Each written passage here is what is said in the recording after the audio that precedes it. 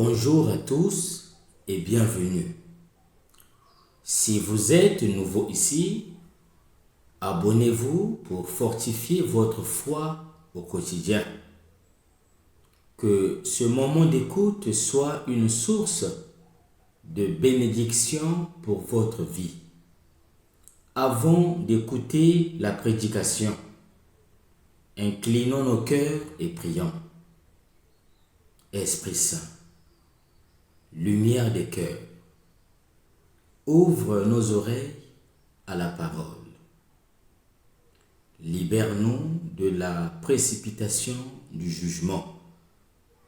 Fais de nous d'humbles chercheurs de vérité et guide-nous dans le mystère du royaume.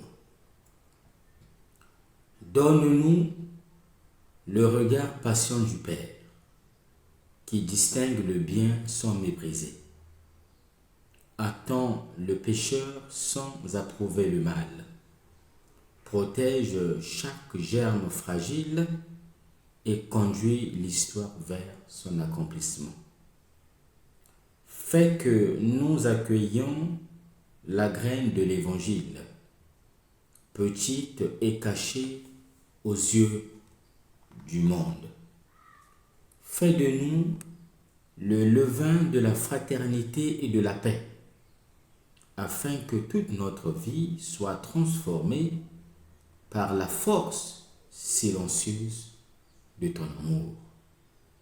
Esprit de sagesse et de discernement, apprends-nous à connaître notre cœur, à reconnaître ce qui vient du malin, à préserver le bien semé par le Christ et à porter des fruits pour le royaume. Amen. Dimanche dernier, au travers de la parabole du semeur, nous méditions sur les types de sol qui représentent les possibilités qui s'offrent au cœur de chacun. Jésus veut faire de toi et de moi une terre fertile, une terre mère, un berceau accueillant pour les germes divins.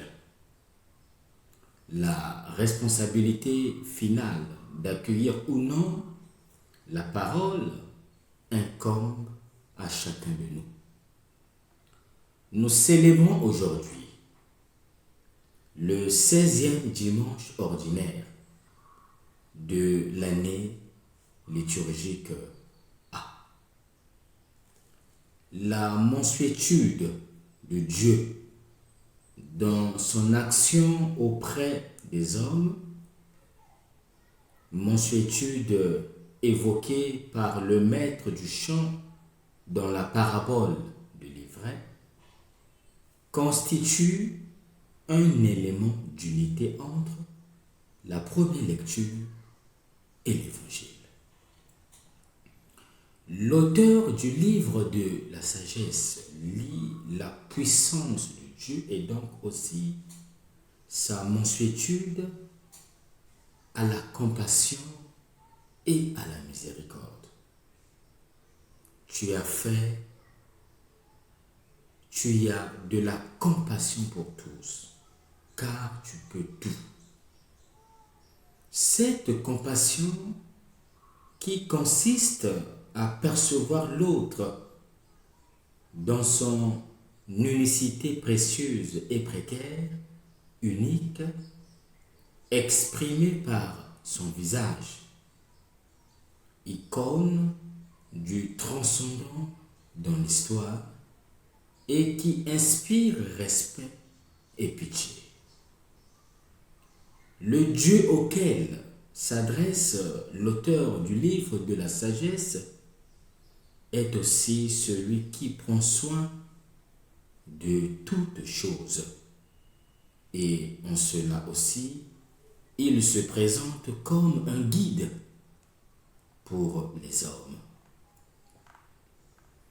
Dans l'Évangile, La mansuétude est présente dans la parabole de l'ivraie.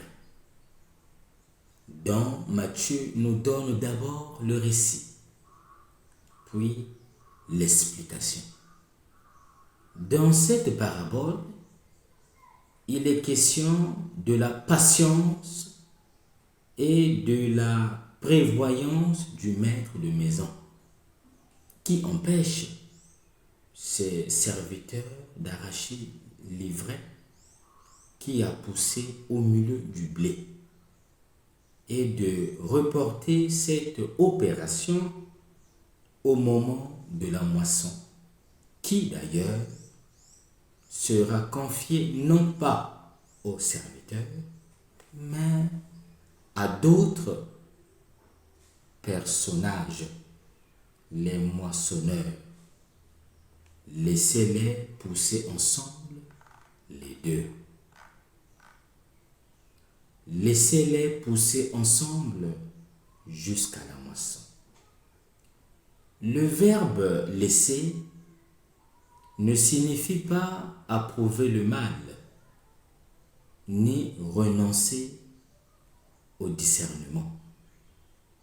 Cela n'équivaut pas à dire que le blé et l'ivraie sont la même chose. Le maître a déjà clairement distingué l'origine et le destin des deux graines. La patience chrétienne n'est pas une confusion morale. Le bien reste le bien et le mal reste le mal. Cependant, la vérité doit être préservée avec une charité qui ne détruise pas la personne. Laisser pousser ensemble signifie reconnaître que le cours de la vie ne dépend pas entièrement de nous. L'homme n'est pas le maître du champ.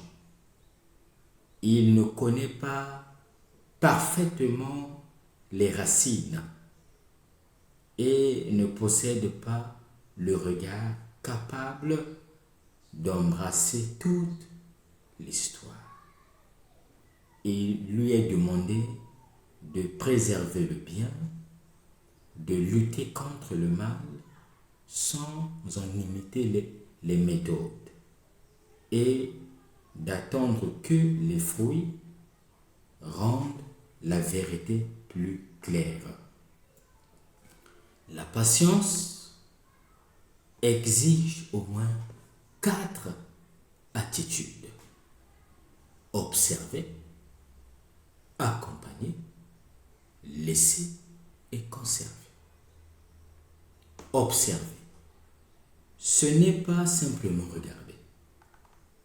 Celui qui observe ne s'en tient pas à la surface, mais cherche à comprendre les processus, les motivations et les conséquences. Il ne plie pas la réalité à son propre jugement, mais est prêt à corriger son jugement à la lumière de la réalité. Accompagner.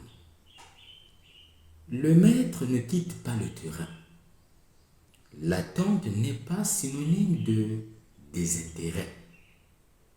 Accompagner signifie continuer à arroser le bien, soutenir ce qui est fragile, corriger avec douceur et offrir des possibilités de changement. Laisser signifie renoncer à la possession et au contrôle absolu. Il y a des réalités qui doivent être remises à la liberté de l'autre et au jugement de Dieu. Tout ne peut pas être résolu immédiatement. Tous les conflits ne peuvent pas être résolu par un acte de force. Conservé. Au moment de la moisson, le blé est récolté et entreposé dans la grange. Le discernement chrétien ne doit pas se concentrer uniquement sur ce qui doit être rejeté, mais surtout sur ce qui doit être préservé. Un examen de conscience authentique n'est pas une recherche obsessionnelle de l'ivraie, mais la reconnaissante du bien que Dieu continue de faire grandir. Laissez-les pousser ensemble jusqu'à la moisson. En nous-mêmes coexistent des désirs sincères et des résistances, la générosité et la peur, la foi et l'incrédulité, la disponibilité au service et la recherche d'approbation. Personne ne peut se placer simplement du côté du blé et désigner les autres comme étant l'ivraie. La ligne de démarcation entre le bien et le mal ne passe pas seulement entre des groupes opposés, mais traverse le cœur de chaque homme. Le premier lieu où exercer le discernement n'est pas la vie d'autrui, mais la sienne. La colère, la rancœur, la culpabilité, la peur et les préjugés peuvent obscurcir le regard. Lorsque nous sommes dominés par ces passions, nous risquons d'arracher le blé en même temps que l'ivraie. Nous pouvons détruire une relation pour frapper un défaut, humilier une personne pour corriger une erreur, étouffer une possibilité de croissance pour obtenir un résultat immédiat. Accepter patiemment sa propre imperfection ne signifie pas se résigner au péché. Cela signifie reconnaître que la conversion est un processus. Dieu ne nie pas la limite, mais l'intègre dans un cheminement où la grâce éduque, purifie et transforme. Bon dimanche